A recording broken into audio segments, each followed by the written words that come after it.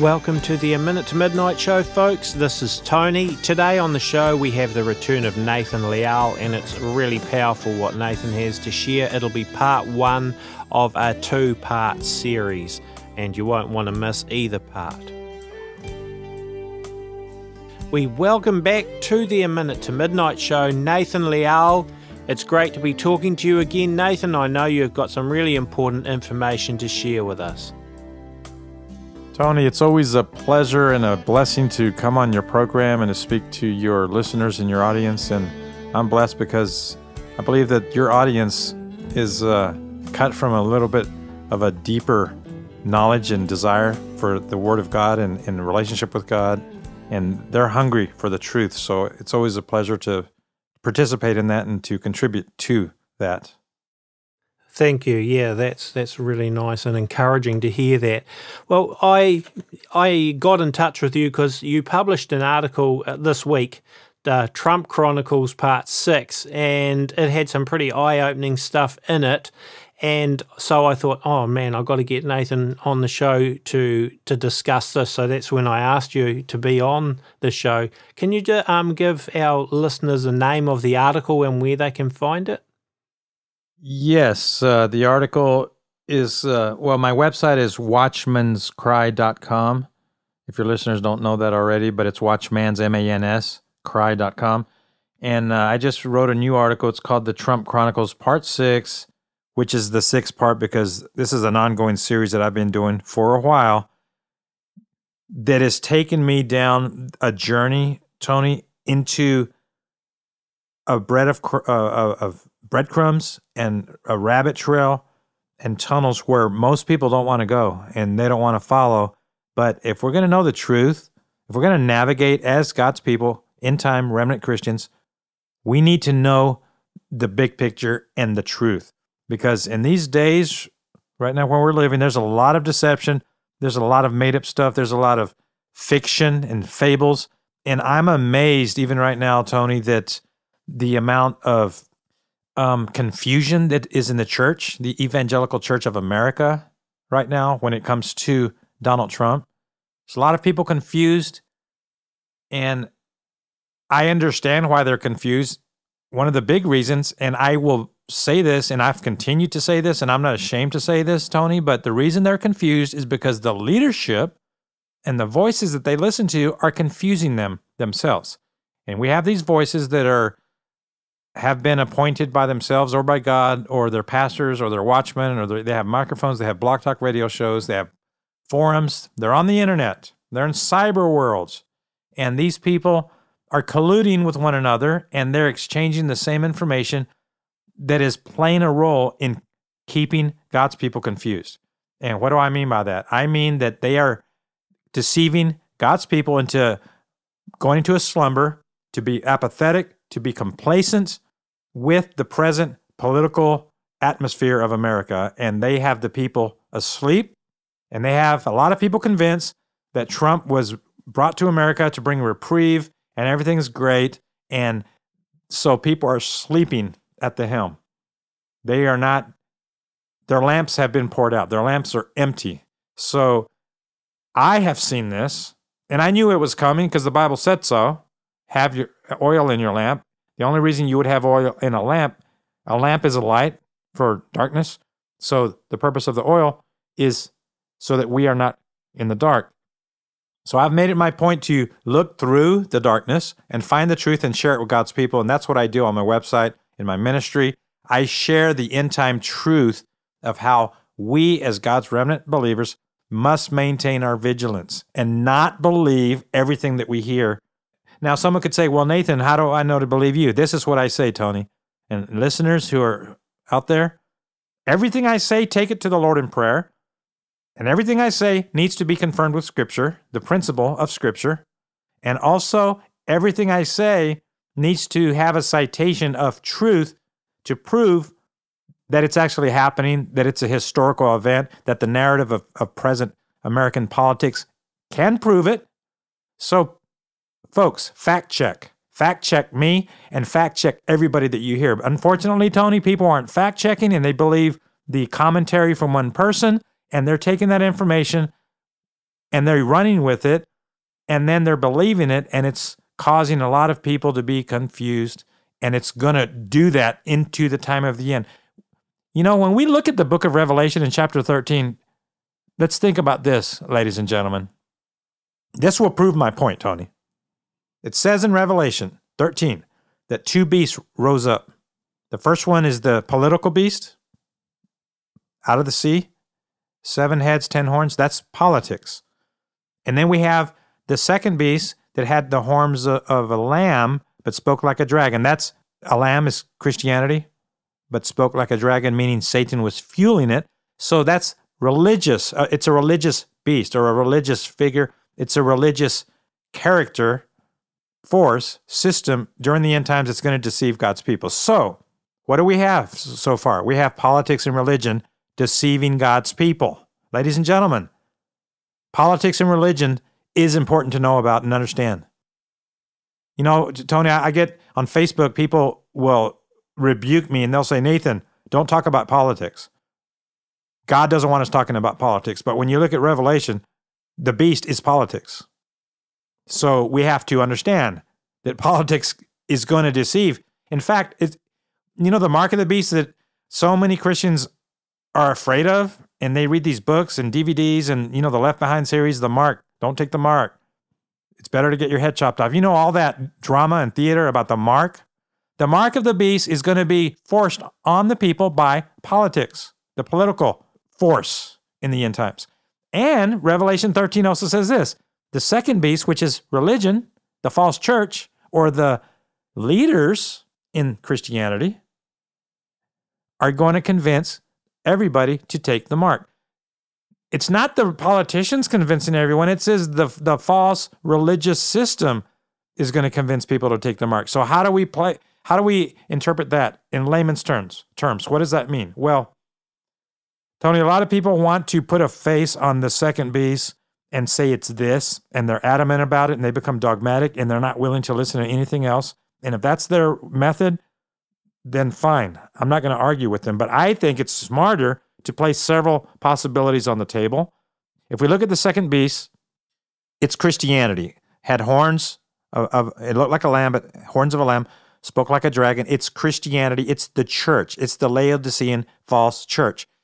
The church in the end times is governed by voices, by leaders, by pastors or quote unquote anointed watchmen or prophets or people who have placed themselves to speak to a group of people. That's the church. According to Revelation, some of those leaders are going to be leading people astray. So now when we look at the Donald Trump situation, I'm watching this play out in real time. Not just me, Tony, it's playing out before our eyes. And if people would actually take a step back and look at what I'm saying. Okay, Donald Trump shows up, and a lot of watchmen and pastors said he's okay, he's great, he's going to do all these great things. The people needed to step back and ask the question, what if that's not true?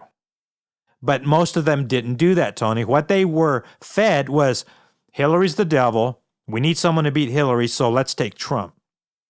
And even right now, to this day, I get emails from people telling me and reminding me that, well, who was the other choice, Nathan? It was Hillary. So the argument of Hillary is governing this creature named Donald Trump, this person, I could fill up a page of what he is, Tony, because I have so much research now that proves that he's a fraud, he's a shyster, he's a liar, he's playing a role, he's a character. He has been placed in office by the globalists, the elite, the New World Order, the big Bilderbergs.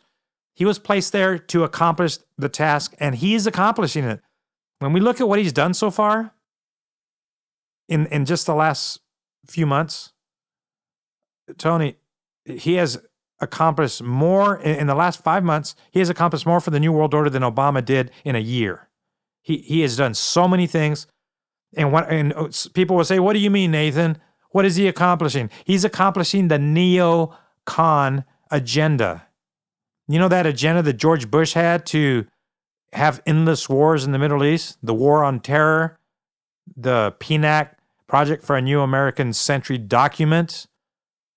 We saw that with George Bush, and we know the names Donald Rumsfeld and Paul Wolfowitz, and those guys, those vampires that wrote the script that took us to war. Yep. The baton has been given to Donald Trump, and he has taken over the script. Because right now we're watching. Interesting, I find too, that the Bushes played the I'm a Christian card as well, which Donald Trump has kind of done. Okay, so people have bought into it that, oh, Donald Trump's a Christian, just like they did with the Bushes, where we know, if you research, I don't want to go into it too much here, but we know that there's Satanism in the Bushes line, not Christianity. So is Donald Trump just playing that same card, basically? Well, okay, one of the things that as Christians we're not supposed to do is to say that someone's not a Christian, that says they're a Christian. To say that they're not a Christian is bad, and you're judging them. Who do you think you are? And it's evil and all these things. And I get that a lot on Facebook. Nathan, he's a Christian because Paula White prayed with him and James Dobson said so. But Jesus said, you will know them by their fruit. What is fruit? By the way, ladies and gentlemen, fruit isn't how many souls you have won this week or last week. That's not fruit. Fruit has to do with what Galatians 5 talks about. Fruit is our behavior. Fruit is what we do. Fruit is how we behave, how we conduct ourselves. It's our history. What we do, it's the trail that we leave behind us. That's our fruit. And in Galatians 5, it has the list of the works of the flesh and the fruit of the Spirit. Donald Trump, in the last 4 months, going on 5 months, has a trail behind him. So now we can see whether his trail lines up with what we feel as safe Christian behavior. And when we look at it, Tony, it doesn't. I don't see fruit there. I don't. And I want to talk about now, you brought it up, my article that I wrote about that orb. Yep. Ladies and gentlemen, if you want to follow along, you can go to my website, the Trump Chronicles Part 6, bring it up and read it. Now, Tony, I recorded as much information as I could that would be easy for someone to read in one sitting, but I had so much more information that I did not include in this article, and I'm going to be talking about it in upcoming installments. But as a primer or as a basic summary, the orb, the glowing orb of Donald Trump with the Saudi king and that other guy. The pictures came out a few weeks ago. He went to Saudi Arabia, and then they were all over the internet, Tony. You saw them. A lot of the listeners saw them where they were touching this glowing ball, and the internet went crazy with it. What in the world was it? And I found it interesting that in the mix or the outcome of a lot of people wondering, what is that orb? I didn't notice anyone really answering the question. The news media didn't really tell us what it was, and the Watchmen community didn't tell us what it was.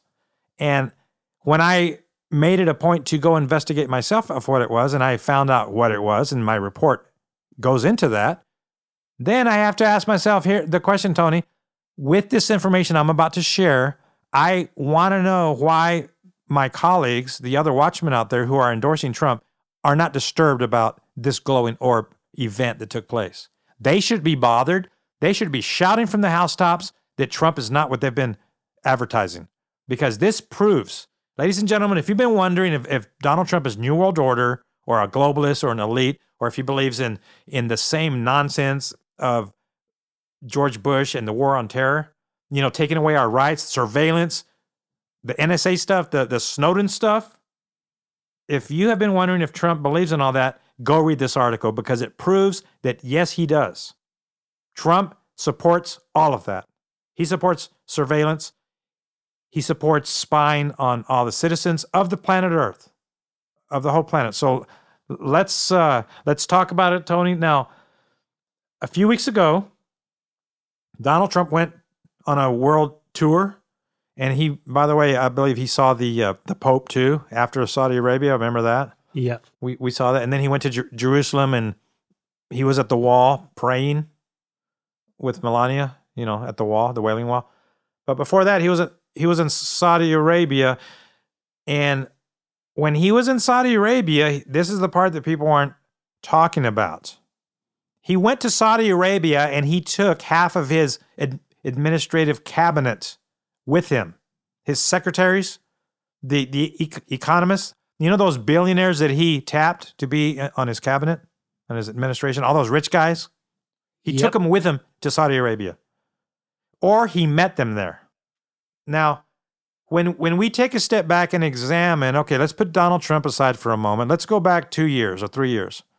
And let's hear conversations from Alex Jones, who warned the world, and he warns regularly that the elite, the globalists, are going to take over, and they want to take your kids away, and they want to, put vaccines in you, in the water. Alex Jones brings that up, and he does a great job. The Bilderbergs are meeting again. We're going to go there, and we're going to film them. And look, they're coming out of the limousine, and there's Buffett, and there's the Queen. And so he tells us all the people there. Yeah. And if someone goes to the Bilderbergs, and they're a rich guy, then they get placed on the list of us who know about this stuff, and we then associate them with being an elite globalist. They're part of the problem. They're one of the vampires that wants to make the earth into a plantation. These guys, these rich guys. Do we agree on that, Tony, so far? Yes, for sure. Okay, ladies and gentlemen, when you listen to Alex Jones 2 years ago, 3 years ago, however long you've been on this awake journey, you knew about the Bilderbergs, and the names that you heard then allowed you to be leery of them from that point on, because they were billionaires who wanted to take over the world. Yep. Yes. Now, those individuals have been tapped by Donald Trump, and now they're in the White House. We have Wilbur Ross, who is the leader of Goldman Sachs, in the White House. We have Bilderberg members who are in the White House, and Trump has raised up several, he has formed several commissions and committees on policy, economic policy, and he has tapped a lot of billionaires to be in those committees. Steven Schwartzman is the chairman of another of those economic committees, and Steven Schwartzman owns Blackstone, which is a hedge fund, and he's a Bilderberg member. He's one of those guys that Alex Jones would have filmed getting out of a limo. Steven Schwartzman. Okay.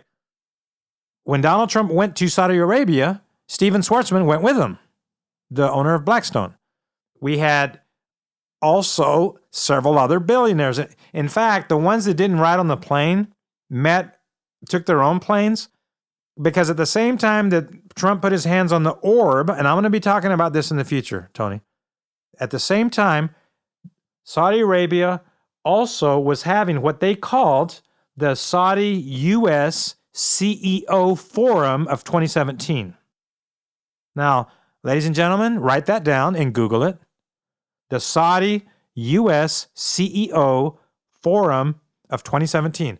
And at this forum, the people who go to the Bilderberg meetings, all those faces that get out of the limos, Tony, all those guys went to Saudi Arabia, and they were having a meeting with the Sauds, and they were making deals with the Saudis, and they were signing contracts with the Saudis to extend their reach and their paws throughout the world, or to get Saudi investment money to come here to the United States. And we had the CEO of Honeywell, ExxonMobil, Monsanto, the Carlyle Group. You've heard of them? They're a neocon group. All the nicest characters in the world you're mentioning there. All the good guys. Yes. Not. Yeah, Hugh Grant. By the way, not the actor Hugh Grant, but Hugh Grant, chairman, CEO of Monsanto. He was there. And Bank of New York, Carnegie Mellon University, the CEO, Jamie Dimon, Chase Manhattan, JP Morgan, that guy, Morgan Stanley. So the leader of Halliburton. So all these billionaires went to Saudi Arabia and made deals. And so they were having their meetings. And then at the same time, Trump put his hands on this orb thing. And that's the pictures that we saw, and people were wondering, well, what is that? What is the orb all about? And then they forgot about it. And at the same time, they were having this meeting with the the Bilderberg members in Saudi Arabia. And, here's another absurd thing, Tony. Alex Jones talked for years about they're going to turn the United States infrastructure into toll roads, and they're going to charge all of us to drive across town, toll roads. They're going to privatize, and billionaires are going to control our roads. Have you heard that, Tony? Yes. Yeah. Remember hearing that? Okay. During the campaign, Donald Trump said he's going to work on the infrastructure of America. He's going to fix the roads, the bridges, the airports. He talked about the infrastructure. Well, at this summit, Steven Schwarzman, the Bilderberg member who owns Blackstone, met with the Saudis, and he got a commitment for $40 billion of Saudi money to come back to America and build toll roads in America. So the Saudi Arabian government and the King Saud family, royal family, is going to build toll roads in America and charge us to drive across our own cities.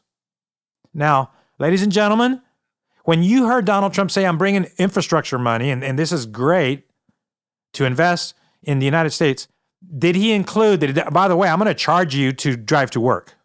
Did we hear that, Tony? No, we didn't. We did. But this is the sort of nonsense that's taking place right now. The elite that we were warned about by Alex Jones and all these other watchmen who people will pay and go to a conference to hear the watchmen about, tell us warning that they're not telling the people, hey, by the way, buy my book because I'm going to tell you about all this fringe stuff, Christianity and giants and CERN and X-Files stuff. But I'm not going to tell you that the elite are taking over right now as I speak, and Donald Trump is using them to take over the world in the United States, and they're going to charge you to drive to work. We're not hearing that from these watchmen, Tony. And over, I'm watching this nonsense. Ladies and gentlemen, look it up. Google it. This is all true. It's documented. This is taking place right now through Donald Trump. So when he was campaigning and saying, I'm going to get the smartest, richest people because they're winners and they're going to fix this country. Yeah, you know how they're fixing it, Tony? They are putting America on the fast track to the elite plantation of America, converting us into a plantation. That's happening right now. So that occurred at the same time Trump placed his hand on the orb. So what was the orb about? The orb was an inauguration ceremony where, and the NSA, by the way, they have their paws in this. They gave the software and the computers and the supercomputers, and they worked with the Saudis to build a new NSA location in Riyadh, Saudi Arabia. It's a new NSA spy surveillance command center that was inaugurated by Donald Trump, and they put it in Saudi Arabia. So when he was putting his hands... I mean, sorry, just to interrupt. That's crazy. I mean, Saudi Arabia's is almost second to none with the worst human rights violations in the world, and I'm sure you're going to get to that. But I just want to add the interesting thing that Donald Trump's basically said: we must be united in pursuing the one goal that transcends every other consideration. That goal is to meet history's greatest test, to conquer extremism and vanquish the forces of terrorism. And I just shake my head because Saudi Arabia is the biggest, basically, proponent of terrorism out there. And again, it sounds like it's the same sort of thing that George Bush had said. It is. And if the listeners are taking notes, ladies and gentlemen, write this down. The Global Center for Combating Extremist Ideology. The Global Center for Combating Extremist Ideology is the new location placed in Saudi Arabia, and Trump was there for the commencement. So when he put his hand on that orb was a globe that had a light inside of it, and when they flipped the switch, it lit up. Now, this is a clue right here, Tony, what I'm about to say. They claimed that this location was to be able to listen in locally to potential terrorism, conversation and chatter that takes place in Saudi Arabia or the Middle East. They're going to be able to hear it with their toys, this new location. However, the name of the place is called the Global Center. And the orb that Donald placed his hands on was a globe of the whole world. It's the whole earth. And if you go to YouTube and you type that in, the tour of when Trump was walking through this center, there's several YouTubes that were reported by several news agencies. And in fact, there's one of the videos that shows the tour guide explaining to President Trump all the mechanics of the location and how they will be able to listen to the conversations in social networks worldwide to find if any of the conversation bypasses extremist boundaries. And this is the thing that makes no sense, Tony. Saudi Arabia is, they operate under Sharia law, extremist Sharia law. Yeah. Which means that they're the judges who will listen to a case on someone if one of the defendants is not a good enough Muslim that follows their method and their way of Islam, and the person accusing them does, then the person it's not a fair case, and they are thrown into prison, and that's just the way Sharia law works. It's leans over toward those who follow their method and their way of Islam. So as a result of their corrupt judicial system, they don't have a constitution like we do.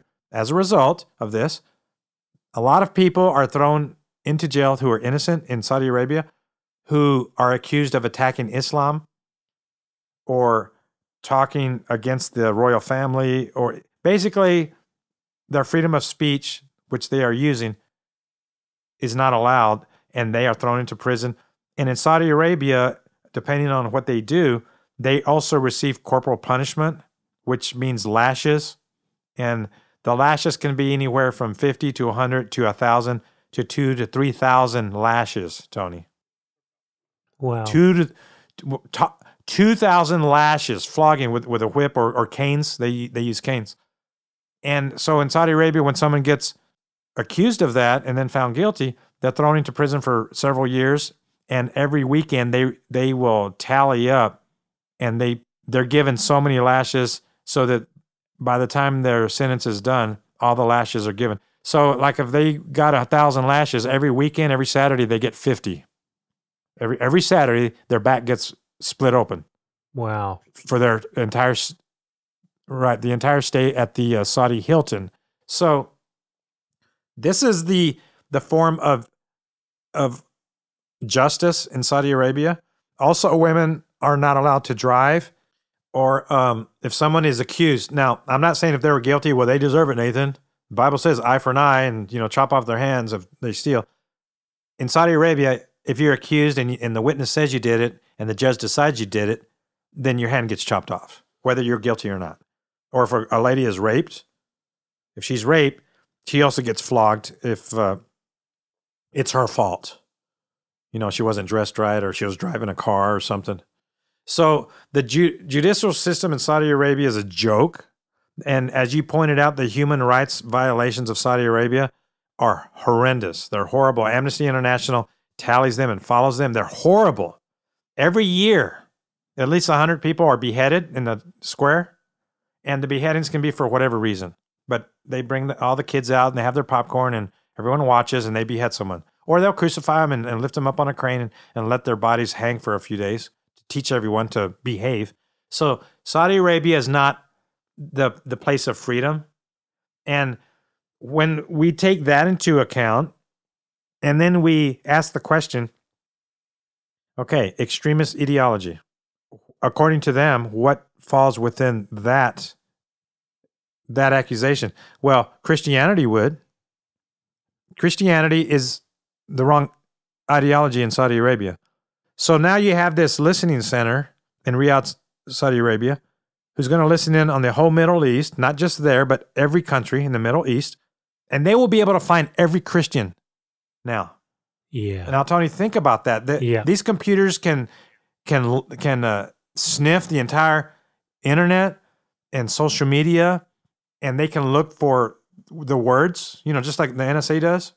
Yeah. They're going to find out where every Christian lives now. So as we're going into the end times, our brethren throughout the Middle East who who have been found by ISIS and beheaded. They go into a village and round up the Christians. That's going on right now. Yes. They burn them. They chop off their heads. They kill the families, the kids. They torture them. Now, Saudi Arabia will have the means to find every Christian and have a list of them. And then, by accident, ISIS got a hold of this list. I don't know how, but they're rounding up Christians in different countries. So we're about to watch persecution increase by 100 or 1,000-fold throughout the Middle East because of this censor that Donald Trump endorsed. This is crazy, Tony. It is. Yeah, it is. It is a really crazy thing to, like I say, because Saudi Arabia, of all places, have one of the worst records of human rights violations anywhere in the world. And I imagine there would not be many Christians in Saudi Arabia itself because it's illegal. Yes, it is illegal, and because it goes against their method, Islam. So, Tony, if we, again... the leader of supposedly a Christian nation, the United States, in league with a nation like Saudi Arabia, which is blatantly anti-Christian, it's, people need to think this through. People, I don't think they do. They just don't think through what that means. And you're bringing it out. It's a scary thought.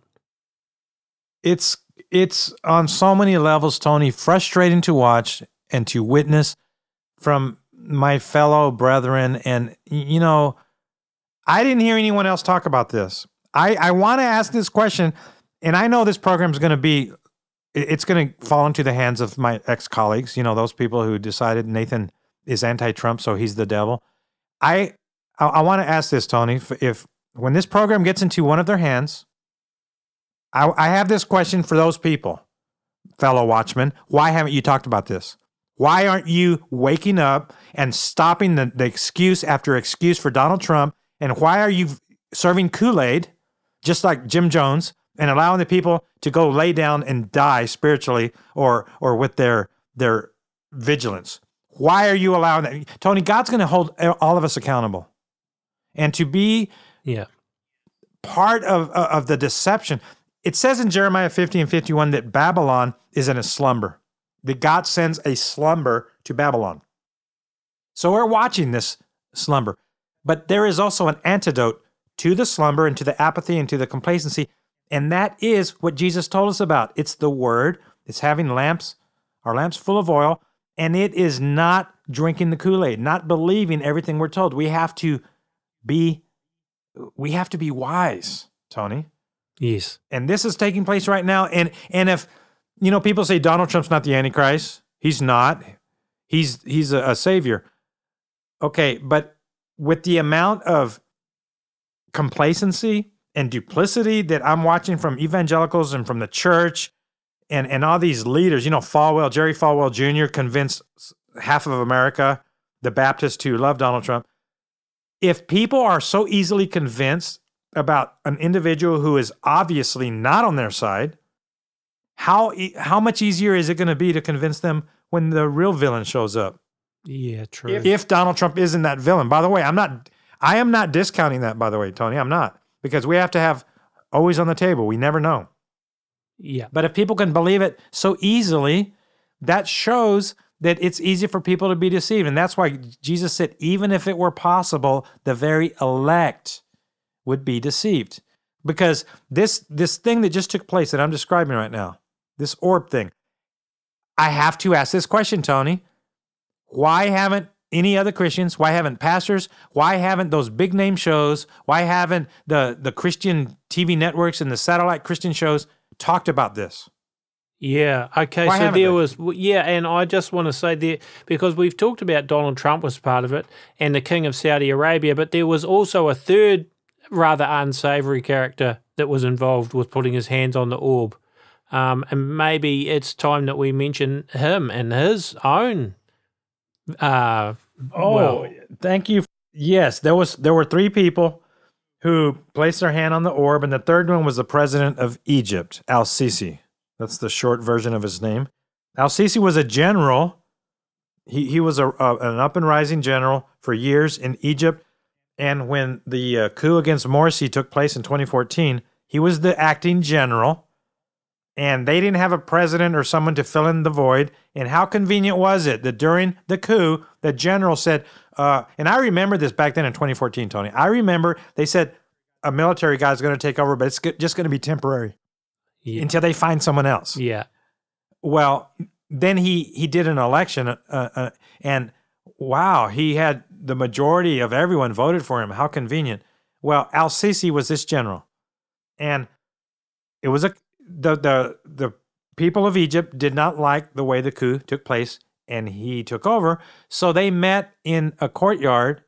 It's called Rabbah, and there were several thousand, and there were actually YouTubes of they were barbecuing, and the kids were running around, and they're celebrating, and they were meeting there for a few days, Tony, to protest. It was a peaceful protest to protest the coup.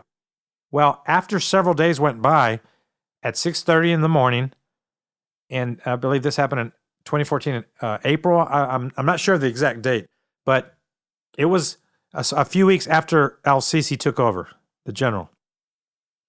He told his police force and his military to block off all the exits of this courtyard where these people were staying, and then he placed snipers on top of all the buildings surrounding them. And then, starting at 6:30 in the morning, for 8 straight hours, they shot into the crowd and massacred 1,000 men, women, and children in Egypt. It was the Tiananmen Square gone wrong in Egypt. And see, here in America, well, most Americans figure, well, they were supporters of Morsi, and Morsi was, Muslim Brotherhood. So yeah, exactly. Yeah.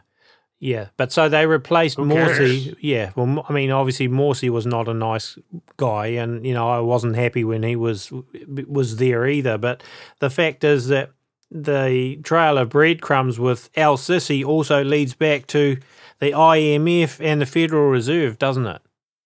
Yes, because when the United States places puppets all around the world, and we've seen this in Middle America, South America, those puppets, dictators, we will place them in office, let them have a palace, make them rich, as long as they take an IMF loan by their country and hawk their nation and the tax revenue for years to come.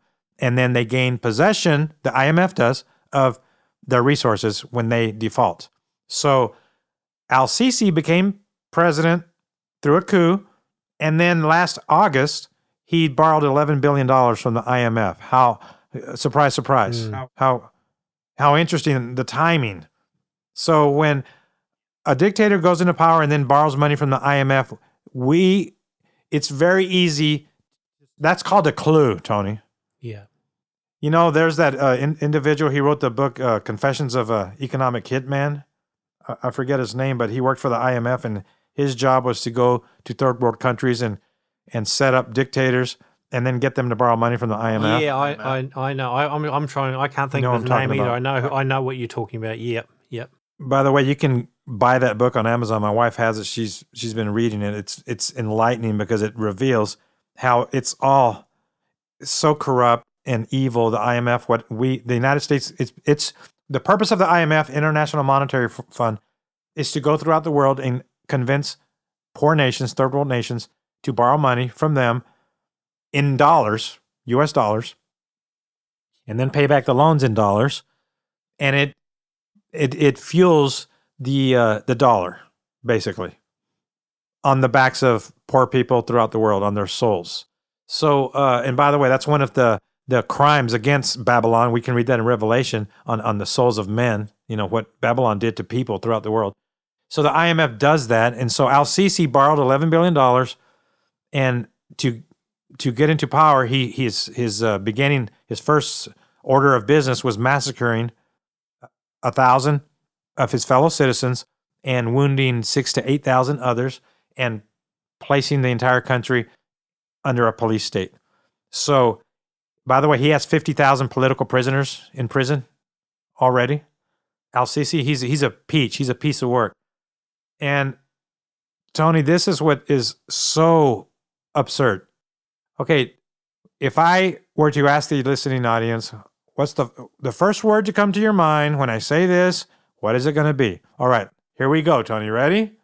Yep. Hillary Clinton. What's the first word that comes to your mind, Tony? What comes to your mind when I say her name? With me, witch. Okay, witch. Okay, here's another one. Barack Obama. First word, I mean, I think Antichrist, but that's only, but not that I think he's the Antichrist, but just because that's what was bandied around so much.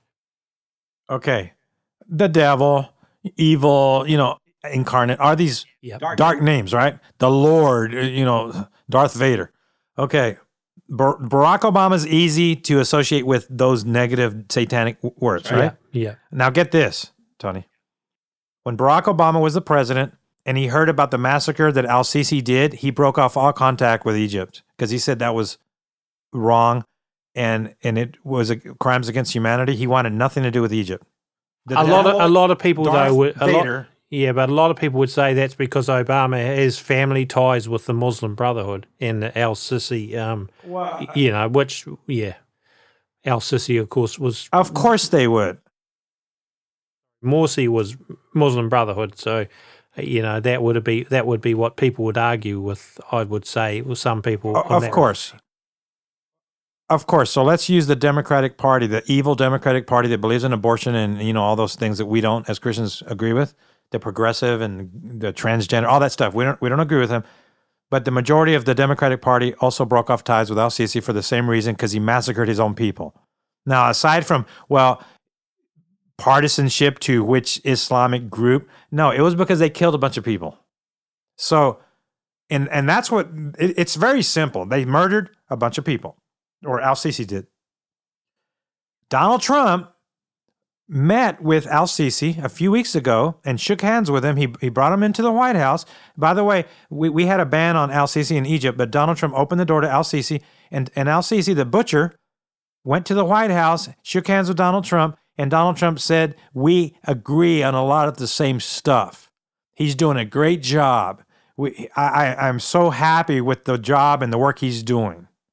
So, as a Christian, Tony, as Christians, if the Bible says have no association with these people, murderers and liars and thieves and adulterers, and have nothing to do with them.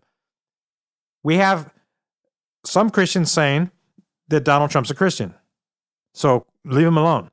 Well, according to the Bible, as Christians, we're not to associate with murderers and butchers, are we? And dictators? That's not good. But Donald Trump not only opened the door to El-Sisi, he actually said, we believe the same stuff. So I have to ask this question. What stuff is he talking about? We agree on a lot of the same things. Because El-Sisi is a dictator. He arrests people without warrant. He throws them into prison. He kills them. People disappear.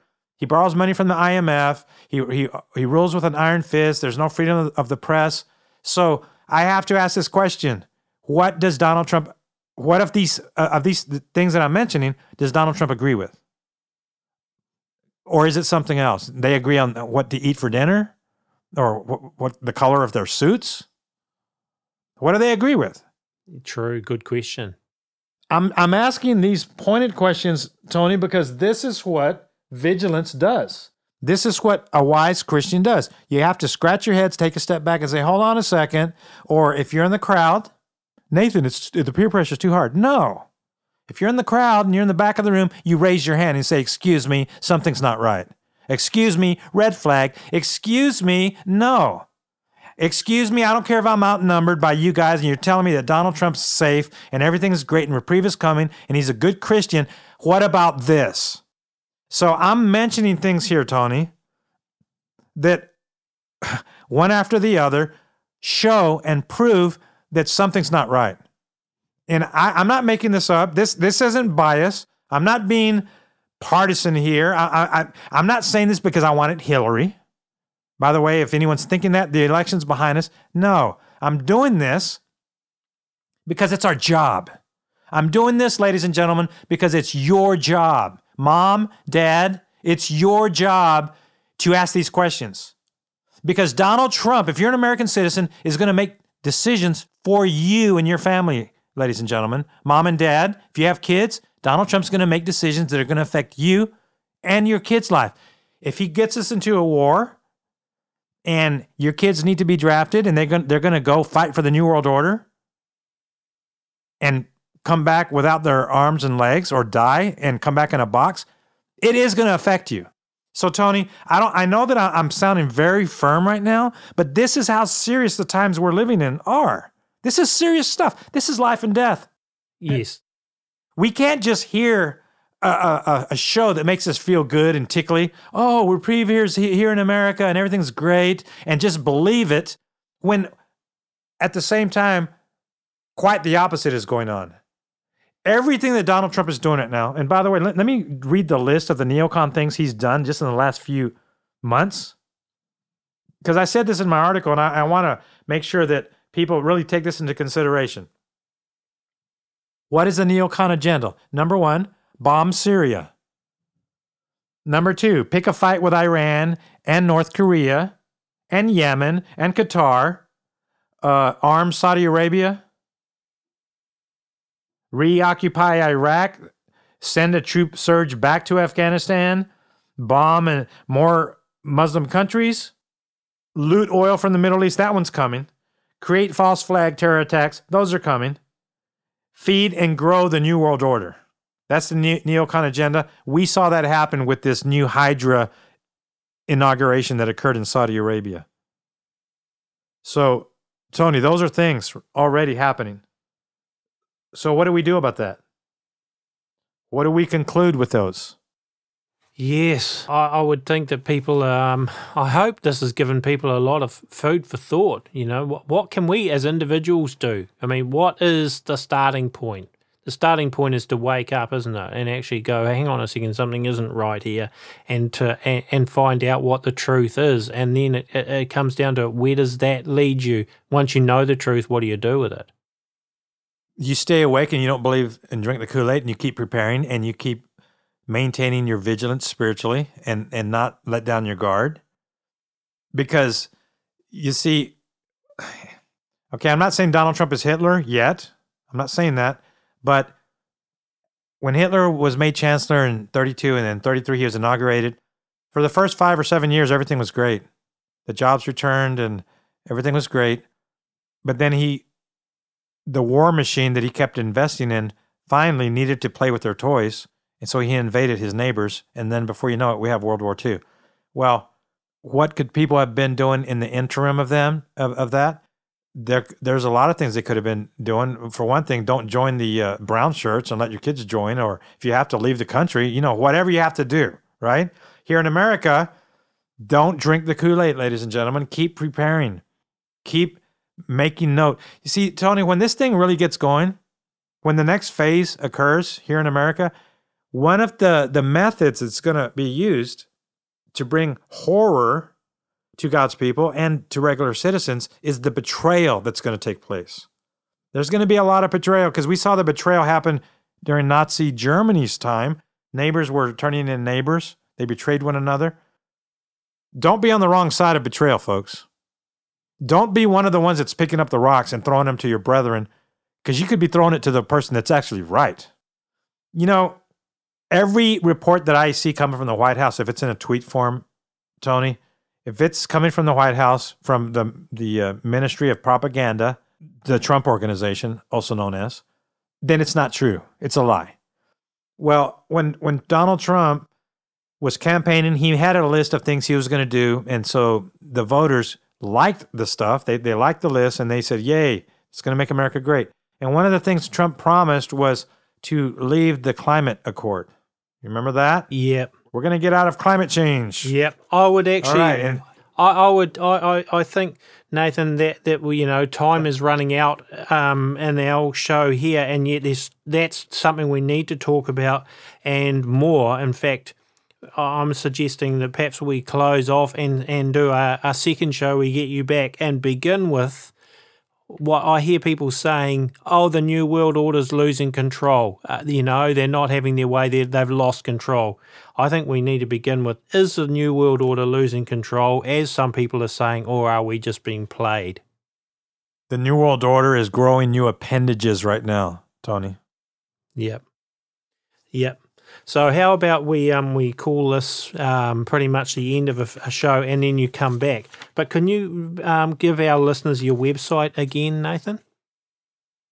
Yes, it's watchmanscry.com. My name is Nathan Leal, and you can go there to read some reports that are disturbing. They're not easy to read, Tony, because it's the truth, and the truth is hard for some people that can't handle it. But if we want to be awake, Tony, we need to know the truth. So they can go there to get a hold of it. Sounds good. Okay, so folks, we will come back, have Nathan back for a second show, and in that we will talk about the whole climate change agenda and Trump pulling America out, and about whether the New World Order is really losing control or not. So that'll be, thank you for being on this first show, Nathan, and we'll have you back for another one. All right, thanks for having me. Well, folks, that's powerful stuff, and the second show with Nathan Leal should be out probably 3 days, I'd say, after this one. And you can find all of our shows on the A Minute to Midnight website and also on iTunes and our YouTube channel. So you may want to subscribe to our YouTube channel or subscribe to our A Minute to Midnight website blog as well. A Minute to Midnight is run 100% by donations, folks, so please keep that in mind, and we do really appreciate the people that do support us to keep it going, because without that support we wouldn't be able to do this. So thank you to those that help us. I write, play and record all the music in our shows, and I actually just put out a free collection of 15 instrumentals which you can download or play on the A Minute to Midnight website. Well, they're all written, played and recorded by me, and they're free. It possibly sounds contradictory. On the one hand, I'm reminding people that we need donations to keep this running, and on the other hand, I feel strongly to warn people to look at their own finances at the moment with the situation in the Middle East with the banking system, because things could unravel really quickly. They may do, they may not do, but it's always prudent to be ready with plenty of food stored, water, and if you've got anything left over, perhaps some precious metals as well, and some cash.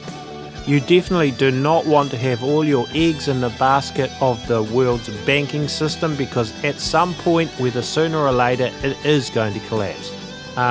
So just don't forget not to get complacent, because things could easily unravel with what's going on at the moment. So that's just a bit of a heads up, not to get people panicking, because nothing may come of it, but I just feel a strong sense to warn people to do that at this point. Okay, so anyway, that's probably about it from me for today, and yeah, catch you in the next show. Until then, this is Tony signing off.